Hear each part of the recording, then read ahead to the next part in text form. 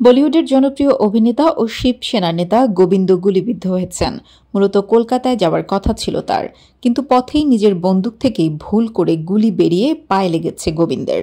ভারতীয় একাধিক গণমাধ্যমের খবর, মঙ্গলবার ভোর ৫টার দিকে এ ঘটনা ঘটে। ঠিক সেই সময় গোবিন্দ বাড়ি থেকে বের হওয়ার প্রস্তুতি নিচ্ছিলেন। আজ ভোরের ফ্লাইটে তার কলকাতায় যাওয়ার কথা ছিল। গুলিবিদ্ধ হওয়ার সঙ্গে সঙ্গে তাকে হাসপাতালে নেওয়া হয়। মুম্বাইয়ের একটি হাসপাতালের ক্রিটিক্যাল কেয়ার বিভাগে তাকে ভর্তি করা হয়েছে। জানা গেছে, গুলি তার হাঁটুতে লেগেছে।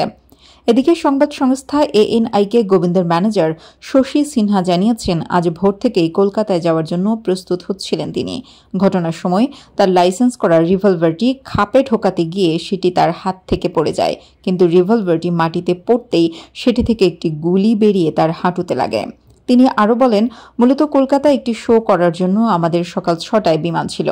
আমি আগেই বিমানবন্দরে পৌঁছে যাই। গোবিন্দ স্যার তার বাসভবন থেকে বিমানবন্দরের উদ্দেশ্যে রওনার প্রস্তুতি নিচ্ছিলেন, আর তখনই দুর্ঘটনাটি ঘটে। যতটা জানতে পেরেছি, রিভলভারটি আলমারিতে রাখার সময় পড়ে গিয়ে গুলি ছুটে যায়। ঈশ্বরের আশীর্বাদে স্যারের শুধুমাত্র পায়ে আঘাত লেগেছে, গুরুতর কিছু ঘটেনি। সবশেষ খবর, চিকিৎসকরা গোবিন্দের পা থেকে গুলি বের করে দিয়েছেন। এখন তার শারীরিক অবস্থা স্থিতিশীল রয়েছে। ৪৮ ঘণ্টার মধ্যে তাকে হাসপাতাল থেকে ছাড়পত্র দেওয়া হতে পারে।